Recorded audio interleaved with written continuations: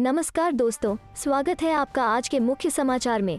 सबसे पहली बड़ी खबर में आपको बताएंगे, किसान और तेज करेंगे आंदोलन। संयुक्त किसान मोर्चा का ऐलान, 18 अक्टूबर को देश भर में रेल रोको अभियान। इसी के साथ दूसरी बड़ी खबर में जिक्र होगा कि वाराणसी में एक रात प्रवास करेंगी प्रियंका गांधी वारा, जगतपुर में 1 लाख की जनसभा को करेंगी संबोधित। तीसरी बड़ी खबर में आपको बताएंगे कि कश्मीर में हिंदुओं और सिखों की हत्या का मामला पहुंचा सुप्रीम कोर्ट, स्वतः संज्ञान लेने की अपील। दोस्तों, हर एक खबर की गहराई में आपको ले जाएंगे, लेकिन उससे पहले अगर आपको भी ऐसा लगता है कि भाजपा की उल्टी गिनती शुरू हो चुकी है, तो आप अभी इस वीडियो को लाइक कीजिए और इस लाल बटन को दबाकर चैनल को सब्सक्राइब करके घंटी बजाइए और कमेंट में लिखिए जय हिंद। किसान और तेज करेंगे आंदोलन। संयुक्त किसान मोर्चा का ऐलान, 18 अक्टूबर को देश भर में रेल रोको अभियान। जी हाँ दोस्तों, हरियाणा के सोनीपत जिले में संयुक्त किसान मोर्चा ने यूपी के लखीमपुर खीरी जिले में हुई घटना के बाद योगी सरकार के रवैये से परेशान होकर आंदोलन को मजबूत करने का फैसला लिया है। इसके लिए आगामी 18 अक्टूबर को देश भर में रेल रोको अभियान चलाकर विरोध प्रदर्शन किया जाएगा। देश भर में आंदोलन को बढ़ाकर केंद्रीय मंत्री को इस्तीफा देने और उनके बेटे समेत अन्य आरोपियों की गिरफ्तारी के लिए सरकार पर प्रेशर बनाया जाएगा। साथ ही लोगों है कि लखीमपुर खीरी में शहीद हुए 5 किसानों को श्रद्धांजलि देने के लिए 12 अक्टूबर को अपने घरों के आगे 5 मोमबत्तियां जलाकर उनके बलिदान को याद किया जाए। दरअसल सोनीपत जिले के कुंडली बॉर्डर पर बीते शुक्रवार शाम को लखीमपुर खीरी मामले को लेकर डॉक्टर दर्शनपाल ने कहा कि सरकार लखीमपुर खीरी के दोषियों को बचाने के लिए पूरी ताकत लगा रही है। ये सरकार का बहुत ही गलत रवैया है। इससे किसानों में सरकार के प्रति काफी गुस्सा है। उन्होंने बताया कि अब किसान और ज्यादा इंतजार नहीं कर सकते। इस बैठक में घटना के लिए जिम्मेदार केंद्रीय राज्य मंत्री अजय मिश्र को इस्तीफा देने और उनके बेटे समेत अन्य आरोपियों की गिरफ्तारी के लिए सरकार पर दबाव बनाया जाएगा। चलते हैं अगली खबर की तरफ। वाराणसी में 1 रात प्रवास करेंगी प्रियंका गांधी वारा, जगतपुर में 1 लाख की जनसभा को करेंगी संबोधित। जी हाँ दोस्तों, आगामी विधानसभा चुनाव अभियान का श्री गणेश करने काशी आ रही प्रियंका वारा रविवार को जगतपुर में होने वाली जनसभा में 1 लाख लोगों को संबोधित करेंगी। पार्टी के अंदर खाने में चर्चा यह भी है कि प्रियंका गांधी वारा बनारस में 1 रात प्रवास भी करेंगी। हालांकि इस संबंध में अभी कोई प्रोटोकॉल नहीं आया है, लेकिन संगठन स्तर पर तैयारी तेज हो गई है। सूत्रों के मुताबिक प्रियंका वारा शनिवार देर रात ही काशी पहुंच सकती हैं। शुक्रवार को पार्टी के राष्ट्रीय सचिव व यूपी के प्रभारी राजेश तिवारी, राष्ट्रीय सचिव बाजीराव खाड़े, पूर्व सांसद डा राजेश मिश्रा, प्रदेश अध्यक्ष अजय कुमार लल्लू, प्रदेश उपाध्यक्ष विश्वविजय सिंह, प्रदेश सचिव इमरान खान, पूर्व विधायक अजय राय, जिलाध्यक्ष राजेश्वर पटेल, महानगर अध्यक्ष राघवेंद्र चौबे, जिला उपाध्यक्ष डा जितेंद्र सेठ ने जगतपुर सभा स्थल का निरीक्षण किया। जिला और पुलिस प्रशासन के साथ ही एलआईयू के अधिकारियों ने भी सभा स्थल और आसपास के क्षेत्रों का निरीक्षण किया। प्रियंका वारा की जनसभा में आम जनता को निमंत्रण देने के लिए खजूरी पांडेयपुर स्थित कैंप कार्यालय से शाम 5 राष्ट्रीय सचिव राजेश तिवारी ने कांग्रेस रथ को हरी झंडी दिखाकर रवाना किया। यह रथ शनिवार को जिले के 8 विधानसभा क्षेत्रों में घूमेगा और आमजन को निमंत्रित करेगा। यहाँ संगठन की एक बैठक भी हुई। इसमें उन्होंने कहा कि महंगाई से त्रस्त होकर मातृशक्ति एकत्रित है। प्रियंका वारा में इनका विश्वास बढ़ा है। इस बैठक में कांग्रेस सेवादल के प्रदेश अध्यक्ष प्रमोद पांडेय, वरिष्ठ कांग्रेस नेता सतीश चौबे, महानगर महासचिव मनीष चौबे आदि ने भी विचार व्यक्त किए। इस दौरान ग्लोरिया यूथम के संयोजन में लगभग 150 महिलाओं ने कांग्रेस की सदस्यता ग्रहण की। चलते हैं अगली खबर की तरफ। कश्मीर में हिंदुओं और सिखों की हत्या का मामला पहुंचा सुप्रीम कोर्ट, स्वतः संज्ञान लेने की अपील। जी हाँ दोस्तों, कश्मीर में हिंदुओं और सिखों की हत्या का मामला अब सुप्रीम कोर्ट पहुँच गया है। दिल्ली के वकील विनीत जिंदल ने देश के मुख्य न्यायाधीश जस्टिस एन वी रमना को चिट्ठी लिखकर इस मामले पर स्वतः संज्ञान लेने का अनुरोध किया है। अपने पत्र में वकील विनीत जिंदल ने कश्मीर में रह रहे सिखों और हिंदुओं को सुरक्षा मुहैया कराने की मांग की है। इसके साथ ही उन्होंने हिंदू और सिखों की हत्या के मामले की जांच राष्ट्रीय जांच एजेंसी से कराने की मांग की है। अपने पत्र में जिंदल ने मृत लोगों के परिवार को 1-1 करोड़ रुपए का मुआवजा और परिवार के एक सदस्य को सरकारी नौकरी देने की भी मांग की है। जिंदल ने सीजेआई को लिखे अपने पत्र में कहा है, कश्मीर घाटी में हत्या की हालिया घटनाओं, विशेष रूप से लक्षित अल्पसंख्यक समुदायों के सदस्यों की हत्या ने एक बार फिर से साल 2000 में अनंतनाग के छत्तीस सिंहपोरा गांव में हुई 36 सिखों के नरसंहार की भीषण घटना की याद दिला दी है। पिछले 5 दिनों में कश्मीर घाटी में 7 नागरिकों की हत्या हुई है, जिनमें से 6 की हत्या शहर में हुई है। मृतकों में से 4 लोग अल्पसंख्यक हिंदू और सिख समुदाय से थे।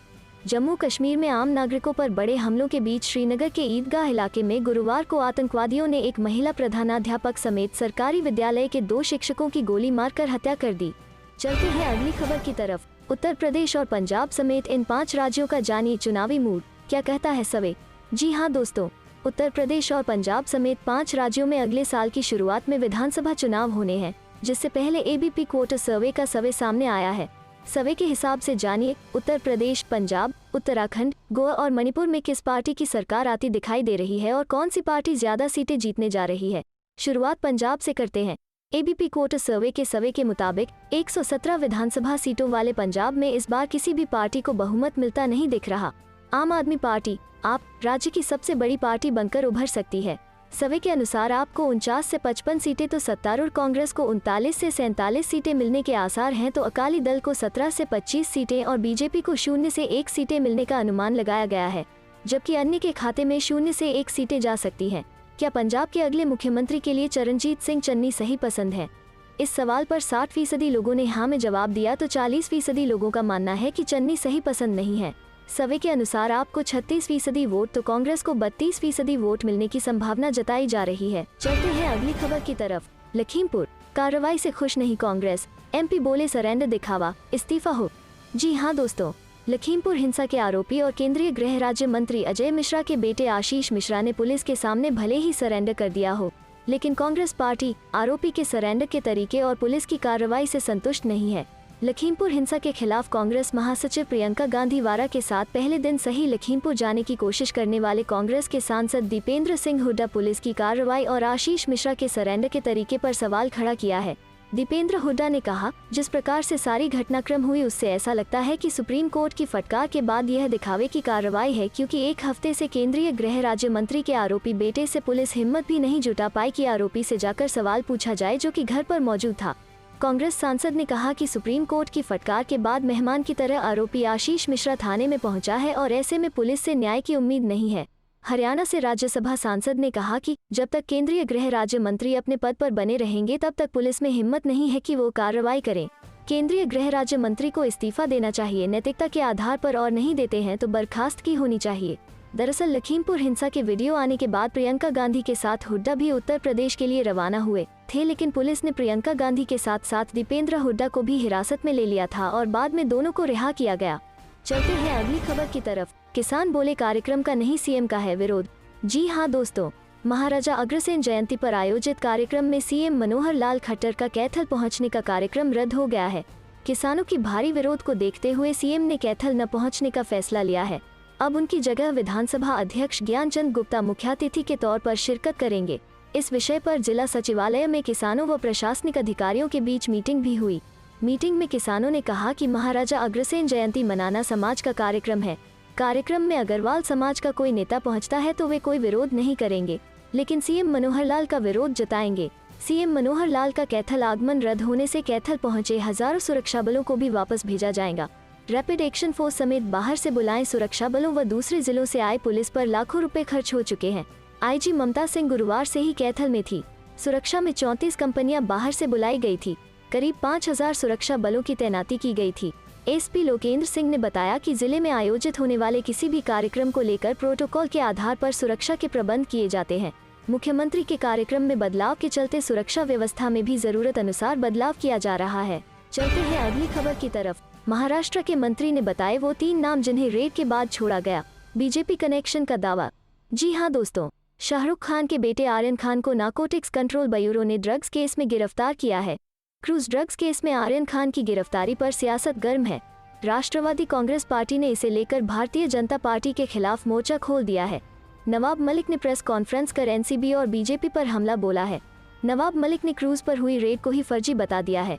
नवाब मलिक ने कहा है कि पूरी रेड फर्जी थी।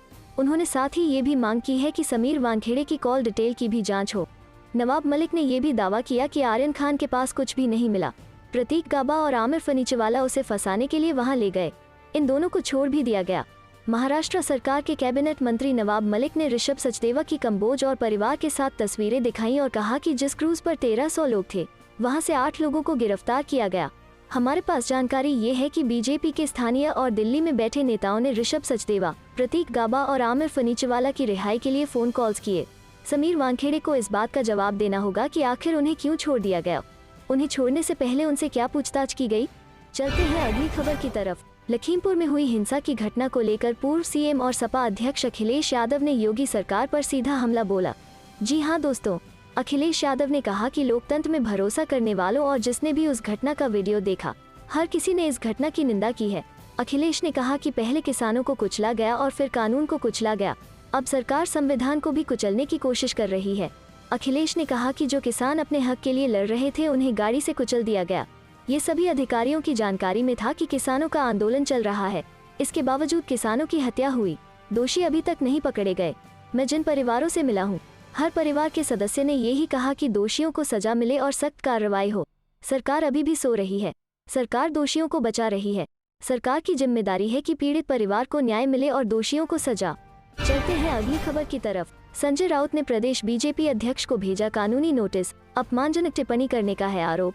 जी हां दोस्तों, राज्यसभा सांसद और शिवसेना नेता संजय राउत ने शुक्रवार को बीजेपी के प्रदेश अध्यक्ष चंद्रकांत पाटिल को पीएमसी बैंक घोटाले से उन्हें और उनकी पत्नी वर्षा को जोड़ने वाली कथित मानहानिकारक टिप्पणी के लिए कानूनी नोटिस भेजा है। उन्होंने इसे काफी अपमानजनक करार दिया है। राउत ने इस संबंध में ट्वीट कर कहा कि मैंने चंद्रकांत दादा पाटिल को उनके और मेरी पत्नी के खिलाफ अपमानजनक, निराधार और फर्जी टिप्पणियों के लिए कानूनी नोटिस जारी किया है। अगर चंद्रकांत दादा बिना शर्त माफी नहीं मांगते हैं तो मैं आगे की कानूनी कार्रवाई करूंगा और माननीय अदालत का रुख करूंगा। शिवसेना सांसद राउत ने अपने ट्वीट के साथ कानूनी नोटिस के एक प्रति भी अटैच की है। वहीं शिवसेना नेता के वकील विक्रांत सबने ने नोटिस में कहा है, आपके द्वारा खुले पत्र जवाब में दिया गया बयान जिसमें दावा किया गया है कि हमारे मुवक्किल वर्षा एस राउत की पत्नी ने पीएमसी बैंक घोटाले से 50 लाख की राशि प्राप्त की है, अनुचित है। सबने ने शिवसेना सांसद राउत की ओर से पाटिल को 7 दिनों में तथ्यों को स्पष्ट करने के लिए कहा है। नोटिस में कहा गया है, ऐसा नहीं किया जाता है तो हम उचित कानून के तहत आवश्यक कानूनी कार्रवाई शुरू करने के लिए बाध्य होंगे। लखीमपुर हिंसा केस में यूपी सरकार को सुप्रीम कोर्ट ने फटकार लगाई है। सुप्रीम कोर्ट ने कहा है कि वो सरकार के रवैये से खुश नहीं है। कोर्ट ने कहा है कि सबूतों से छेड़छाड़ न हो, ये देखना होगा। वहीं सर्वोच्च न्यायालय ने कहा है कि जांच के दूसरे विकल्पों पर भी विचार करना जरूरी है। कोर्ट ने मामले की अगली सुनवाई 20 अक्टूबर तय की है। लखीमपुर हिंसा मामले पर सुप्रीम कोर्ट में senior advocate Harish Salve UP सरकार का पक्ष रखेंगे। बता दें, इस आज सुप्रीम कोर्ट में लखीमपुर हिंसा मामले की सुनवाई हो रही है, जिसमें यूपी सरकार की तरफ से वकील हरीश साल्वे पक्ष रखेंगे। गौरतलब है कि बीते दिन यानी गुरुवार की सुनवाई में सुप्रीम कोर्ट ने यूपी सरकार से अब तक हुई चीजों की डिटेल जानकारी मांगी थी, जिसके बाद यूपी सरकार ने सुप्रीम कोर्ट में स्टेटस रिपोर्ट दाखिल कर दी है, जिसके बाद कोर्ट ने यूपी सरकार को फटकार भी लगाई। इधर क्राइम ब्रांच ने पूछताछ के लिए आज आशीष मिश्रा को तलब किया था, लेकिन तय समय पर और उसके बाद भी वो नहीं पहुंचे। वहीं आशीष मिश्रा के चचेरे भाई अमित मिश्रा ने इस बारे में कहा है कि भागने की बात नहीं है, वो बाहर गए हैं, आज शाम तक वो पेश हो जाएंगे। बता दें, लखीमपुर कांड का मुख्य आरोपी आशीष मिश्रा के घर नोटिस चिपसा करके उसे 10 बजे बुलाया गया था। वहीं लखीमपुर खीरी हिंसा पर प्रदेश के कानून मंत्री ब्रजेश पाठक ने कहा है कि राजनीतिक पार्टियां मामले को लेकर अपनी रोटी सेंक रही हैं। सभी नेता सिर्फ राजनीतिक फायदे के लिए इलाके का दौरा कर रही है। उन्होंने ये भी कहा कि सरकार सुप्रीम कोर्ट में अपना जवाब देगी, जो भी दोषी होगा उसके खिलाफ कार्रवाई की जाएगी। गौरतलब है कि लखीमपुर खीरी में हुई हिंसा के बाद योगी सरकार पर विपक्ष लगातार हमले कर रही है। लखीमपुर जाने की अनुमति मिलने के बाद विपक्षी दल के कई नेताओं ने पीड़ित परिवार से मुलाकात की। राहुल गांधी, प्रियंका गांधी, अखिलेश यादव समेत कई नेताओं ने पीड़ित परिजनों से मुलाकात की। चलते हैं अगली खबर की तरफ। सवे, यूपी में बीजेपी को बड़ा नुकसान। जी हां दोस्तों, उत्तर प्रदेश में होने जा रहे विधानसभा चुनावों से ठीक पहले एक और सवे सामने आया है। वोटर के ताज़ा सवे में भी बताया गया है कि यूपी में एक बार फिर बीजेपी सरकार बना सकती है, लेकिन इस बार सीटों की संख्या काफी कम होगी। सवे के मुताबिक बीजेपी को कुल 403 सीटों में से 130 से लेकर 138 सीटें मिल सकती हैं। वहीं समाजवादी पार्टी को 245 सीटें मिलने का अनुमान है। तीसरे नंबर पर मायावती की बीएसपी है, जिसे 15-19 सीटें मिल सकती हैं। कांग्रेस को 3 से लेकर 7 सीटें मिलती दिख रही हैं। चलते हैं अगली खबर की तरफ। बीजेपी और ओवैसी को किसी कीमत पर वोट न दें, अब की जनता से बॉलीवुड एक्टर ने किया आग्रह। बोले अब में प्रियंका खेला करेंगी। जी हां दोस्तों, उत्तर प्रदेश में होने वाले विधानसभा चुनाव में अब ज्यादा दिन बाकी नहीं रह गए हैं। ऐसे में सभी पार्टियां अपनी अपनी तैयारियों में लगी हुई हैं। दूसरी ओर लखीमपुर खीरी की घटना को लेकर केंद्र व राज्य की भाजपा सरकार विपक्षी दलों के साथ साथ आम लोगों के भी निशाने पर आ गई है। इन मामलों को लेकर हाल ही में बॉलीवुड के मशहूर एक्टर कमाल राशिद खान ने ट्वीट किया है, जिसमें उन्होंने यूपी की जनता से अनुरोध किया कि वो भाजपा और ओवैसी को वोट न दे। इसके साथ ही उन्होंने यूपी चुनाव में प्रियंका गांधी की भागीदारी पर भी ट्वीट किया। कमाल राशिद खान ने यूपी की जनता से आग्रह करते हुए लिखा, मैं अपने राज्य उत्तर प्रदेश की जनता से यह आग्रह करता हूं कि कृपया वे भाजपा और ओवैसी की पार्टी को किसी भी कीमत पर वोट न दें। इसके अलावा आप लोग कांग्रेस, आप, सपा और बसपा जैसी पार्टियों के लिए वोट कर सकते हैं। चारों पार्टियां हिंदू नेताओं से ही ताल्लुक रखती है। कमाल राशिद खान के इस ट्वीट पर सोशल मीडिया यूजर ने भी खूब कमेंट किए। जगमीत चावला नाम के यूजर ने लिखा, यह 2021 है और लोग भारत में वोट देते समय कास्ट और धर्म देखते हैं। प्रसेन नाम के यूजर ने लिखा, भाजपा तो जीतेगी भाई, अंधभक्तों को रोका नहीं जा सकता, और बाकी भाजपा नेता जितनी भी बकवास क्यों न हो, मोदी जी के चेहरे देखकर ही लोग पार्टी को वोट देते हैं। शिवेंद्र सिंह नाम के यूजर ने कमाल राशिद खान के ट्वीट का जवाब देते हुए लिखा, बसपा को नहीं, उनके हालिया बयान और कदम भाजपा के समर्थन में है। राकेश पालीवाल नाम के यूजर ने लिखा, बहुमत बता देगा कि कौन ज्यादा बेहतर है। चलते हैं अगली खबर की तरफ। बिहार में मनमुटाव, दिल्ली में मिले दिल। रामविलास पासवान की पुण्यतिथि पर पहुंचे राहुल गांधी, लालू यादव से भी की मुलाकात। जी हां दोस्तों, कांग्रेस के पूर्व अध्यक्ष राहुल गांधी ने पूर्व केंद्रीय मंत्री रामविलास पासवान की पहली पुण्यतिथि पर उन्हें श्रद्धांजलि दी। राहुल लोकसभा सांसद और लोजपा रामविलास के अध्यक्ष चिराग पासवान की तरफ से आयोजित श्रद्धांजलि सभा में शामिल हुए। 12 जनपद पर आयोजित इस श्रद्धांजलि सभा में राजद सुप्रीमो लालू प्रसाद भी मौजूद थे। राहुल गांधी ने लालू यादव से भी मुलाकात कर उनसे स्वास्थ्य के बारे में जानकारी ली। श्रद्धांजलि सभा से लौटने के बाद राहुल गांधी ने ट्वीट कर कहा कि रामविलास पासवान जी की प्रथम पुण्यतिथि पर भावभीनी श्रद्धांजलि। इस अवसर पर लालू प्रसाद यादव जी से भी भेंट हुई, उन्हें स्वस्थ देखकर अच्छा लगा। इस ट्वीट के साथ उन्होंने एक तस्वीर भी साझा की है, जिसमें वो और लालू यादव आसपास एक दूसरे का हाथ पकड़े बातचीत करते दिखाई दे रहे हैं। दरअसल बिहार उपचुनाव में कांग्रेस और राजद दोनों सीटों पर एक दूसरे के खिलाफ चुनाव मैदान में है। दोनों पार्टियों के उम्मीदवारों की घोषणा को महागठबंधन में दूरी बढ़ने के संकेत के तौर पर देखा जा रहा है, पर राहुल गांधी और लालू यादव ने एक दूसरे का हाथ पकड़े तस्वीर के जरिए यह संदेश देने की कोशिश की है कि अभी दोनों अलग नहीं है, कुछ दूरियां हैं जिन्हें दूर कर लिया जाएगा। दूसरी ओर केंद्रीय मंत्री और चाचा पशुपति कुमार पारस से अलग होने के बाद चिराग पासवान भी अपने लिए राजनीतिक संभावनाएं तलाश रहे हैं। उपचुनाव में उन्होंने दोनों सीट पर उम्मीदवार उतारने का ऐलान किया है, पर विधानसभा चुनाव में गठबंधन का विकल्प खुला रखा है। राजद पहले ही चिराग पासवान के साथ तालमेल करने की पेशकश कर चुका है। ऐसे में बिहार में समीकरण बदल सकते हैं। चलते हैं अगली खबर की तरफ। एमपी में लाखों किसानों को अपात्र बताकर वसूली का नोटिस थमा रही बीजेपी सरकार, अब धमकाया जा रहा है। कमलनाथ, जी हां दोस्तों, मध्य प्रदेश के पूर्व मुख्यमंत्री और कांग्रेस के प्रदेशाध्यक्ष कमलनाथ ने बीजेपी सरकार पर किसानों को अपमानित करने का आरोप लगाया है। पूर्व मुख्यमंत्री कमलनाथ ने एक बयान जारी कर कहा कि पहले प्रधानमंत्री किसान सम्मान निधि के नाम पर प्रदेश में उपचुनावों को देखते हुए बढ़ चढ़कर किसानों के खाते में राशि डलवाई गई। इसका खूब प्रचार प्रसार किया, खूब श्रेय लिया गया और अब प्रदेश में लाखों किसानों को अपात्र बताकर उन्हें राशि की रिकवरी और वसूली के नोटिस थमा दिए गए हैं। अब उन्हें वसूली के लिए धमकाया जा रहा है, उनकी जमीनों को बंधक बनाने की धमकी दी जा रही है। इस तरह का कृत्य कर भाजपा सरकार किसानों का रोज अपमान कर रही है। कमलनाथ ने किसानों का पक्ष लेते हुए कहा कि कायदे से तो इस राशि की वसूली उन जिम्मेदार अधिकारियों से होना चाहिए जिन्होंने बगैर जांच के अपात्र किसानों के नाम सूची में जोड़ दिए, उनके खातों में ऑनलाइन राशि ट्रांसफर कर दी, लेकिन निशाना सिर्फ किसानों को बनाया जा रहा है।